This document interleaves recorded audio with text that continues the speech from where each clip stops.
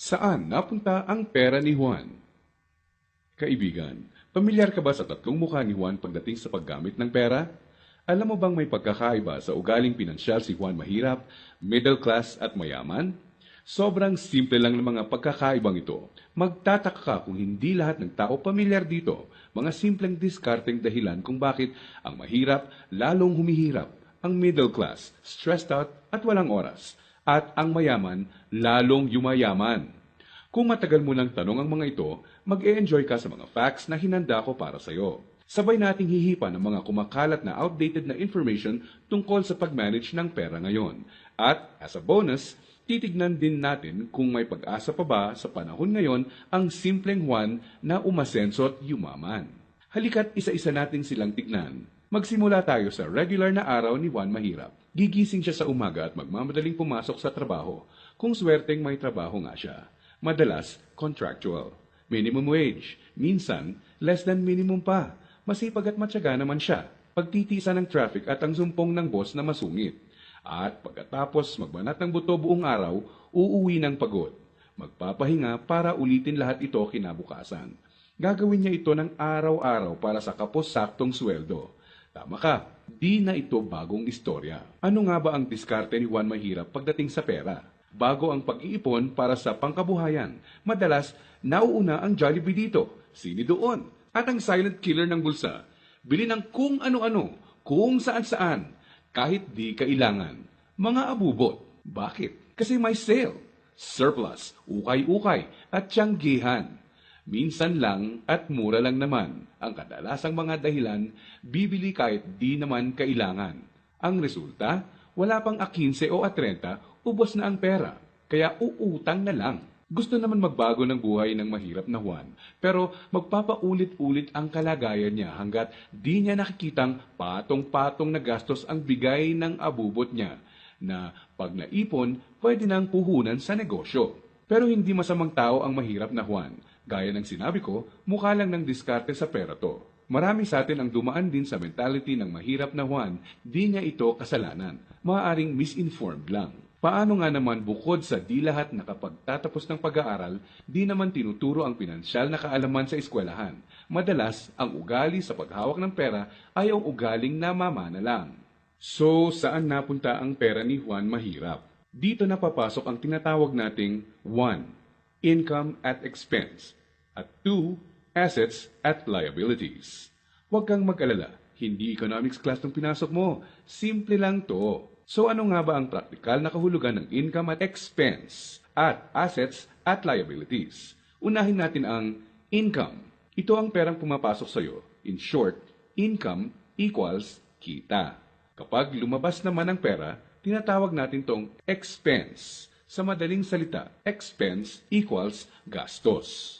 Ngayon, ano naman ang assets at liabilities? Asset ang isang bagay kung binibigyan ka nito ng income o kita. At liability naman kung expense o gastos ang binibigay nito.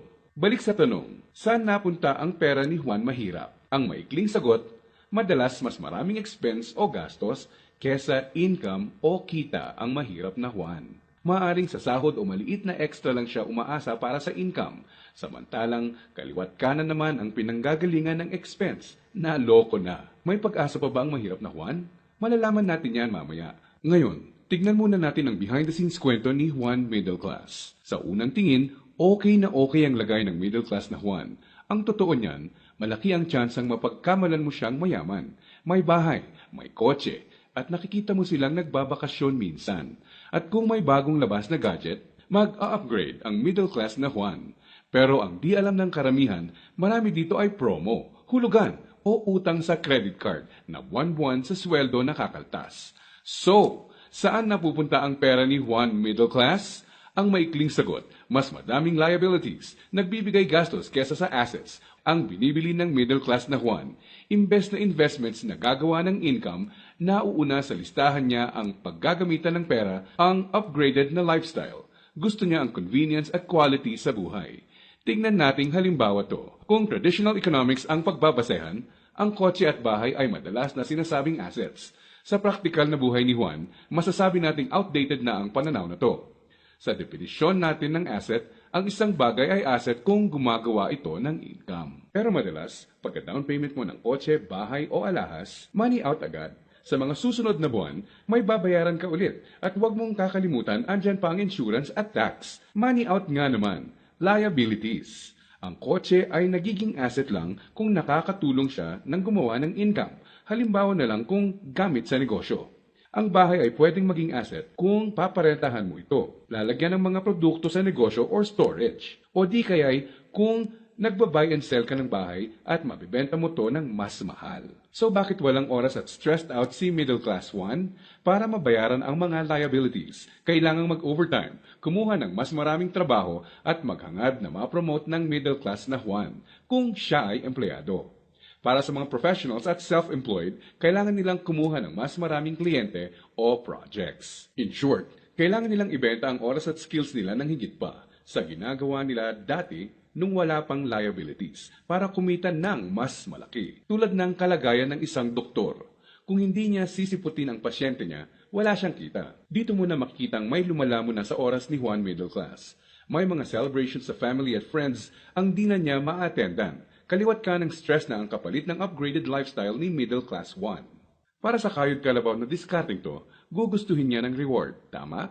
Kaya mas madalas na siyang mag-taxi, kahit pwede namang mag-jeep. Starbucks coffee na, dati okay na ang 3-in-1. Sa restaurant na mas madalas kakain, kahit pwede namang sa bahay. Ilang halimbawa lang ito. Sa oras na maisip ni Juan Middle Class na magnegosyo, ang kita niyang pangpupuhunan sana, pambayad sa liabilities na pupunta. Kung tatanungin mo siya kung anong gusto niyang baguhin, madalas sasabihin niyang ibalik sa kanya ang oras niya. Mabait si Juan Middle Class. Gusto niya ng maganda at komportableng buhay para sa pamilya niya. Magaling din siya sa trabaho o sa propesyon niya. Sa kasamaang palad, pagdating sa pinansyal na mindset, may outdated advice at information siyang dala. Ang dating akala niyang assets ay liabilities na pala. May pag-asa pa ba si Juan Middle Class? Malalaman natin yan ilang sandali lang. Ngayon, tignan muna natin ang sikreto ni Juan Mayaman. Alam mo ba na madaming Juan Mayaman ang mga self-made? Ibig sabihin, bunga mismo ng sariling pagod, sakripisyo at tiyaga ang tinatamasa nilang tagumpay. Simple lang kung susumahin mo ang lifestyle niya, may time and financial freedom. Maluwag ang buhay kung may kailangan. Choice sila kung ano ang sasakyan nila, saan sila titira, sino ang makakasama at makakatrabaho nila, kailan at saan sila magbabakasyon, at iba pa. In reality, mas madami din silang tsansang makatulong sa kapwa, gaya ng pagdodonate sa charity at pagsali sa outreach programs. Balik tayo sa tanong, saan napunta ang pera ni Juan Mayaman? Kapag may perang hawak si Juan Mayaman, sa asset niya ito dinadala. At sa asset na ito ay kikita pa ng mas maraming pera para sa kanya. At ano naman ang gagawin niya sa bagong kitang ito? Tama ka, i-invest ulit niya sa ibang asset pa. Ano ba ang mga examples ng asset na ito? Andiyan ang investments, apartment, or kotseng pinaparenta. Ang edukasyon, seminar, tradings at iba pa na magtuturo sa iyo ng skills na kaya kang bigyan ng kita ay asset din. Sabi nga ng isang bumper sticker, if you think education is expensive, try ignorance. Ibig sabihin, kung tingin mong mahal ang edukasyon, subukan mo ang kamangmangan. Assets din ang mga negosyo, lalo na ang mga kumikita ng passive income. Paano ba napagtatrabahuan ni Juan Mayaman ang kanyang time and financial freedom? Ang sikreto? Passive income at leverage. Sa practical na ibig sabihin, ang passive income ay income na pumapasok kahit tapos na ang malaking parte ng trabaho mo dito. Konting oras na lang ang kailangan ni Juan Mayaman para i-maintain ang asset niya. Kahit natutulog siya, pumapasok pa rin ang kita. Hiramin naman natin kay Robert Kiyosaki ang ibig sabihin ng leverage. True leverage is the ability to do more and more with less and less. Ibig sabihin, ang tunay na leverage ay ang kakayanan na gumawa ng mas maraming gamit ang mas kaunti. Para mas madali nating maintindihan, gamitin nating halimbawa kung paano nagsimula ang isa sa mga pinakamalaking drugstore sa bansa.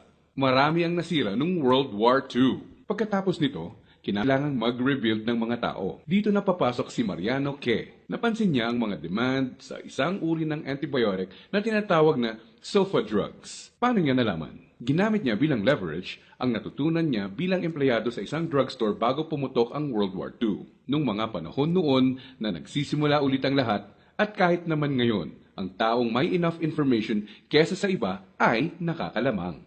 Gamit ang 100 piso, bumili siya ng sulfathiazole tablets at kumita sa paglalako nito. Ginamit niya mga unang kita niya para bumili ulit ng mga tableta na ilalako. Hindi niya ginastos sa liabilities at abubot ang mga sumunod na kita. Nag-ipon siya at gumawa ng kariton. Ginamit niya ito para makabenta ng mas marami pa. Naging asset at nagbigay ng leverage sa kanya ang kariton. Taong 1945, nakaipon siya ng sapat na pera para ipatayo ang una niyang drugstore. Pinangalanan niya itong Mercury Drug.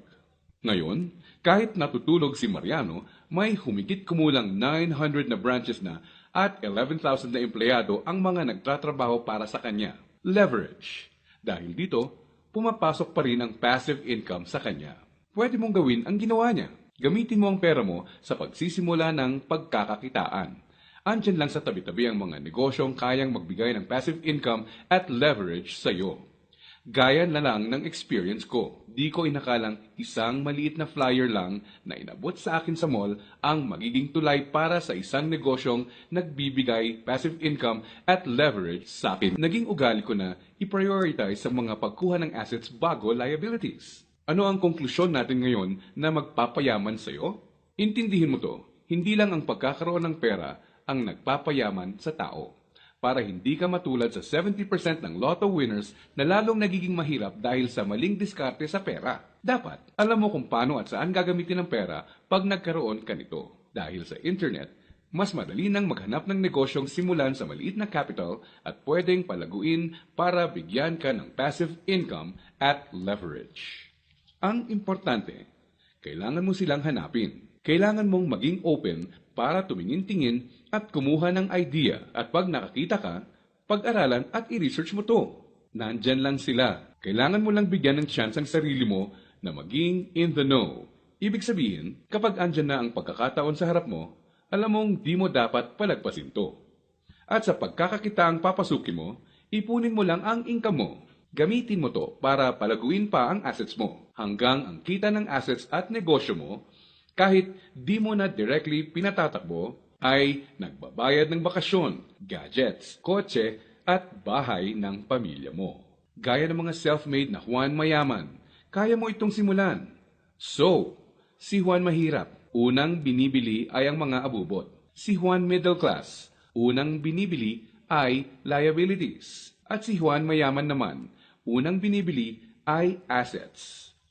Kung nagustuhan mo tong presentasyon natin ito, maaring magustuhan mo pa ang mga ibang ideas na meron tayo sa Facebook group. Okay itong online tambayan natin na to. Positive ang mga tao. Nagsishare ng idea para mas gumanda ang buhay ng mga nasa grupo. Welcome ka dito. Masaya, may purpose, at may kulitan sa grupo. In short, bukod sa mga ideas at suporta para sa pag-unlad ng buhay mo, mag-e-enjoy ka dito. Sa Facebook, makikita ang grupo natin. Kaya kung nakatulong ang presentation na to sa iyo ngayon, swakto ka sa grupo. By private invitation nga lang to, pero free. Lagay mo lang ang email address, cellphone number mo sa form dito para mapadalhan kita ng invitation. Don't worry, safe ang information mo. Di kita padadalhan ng spam at makulit na mga messages. At as a bonus, bibigyan din kita ng ebook ng video na to. Lagay mo lang ang email address at cellphone mo dito at ako nang bahala sa iyo.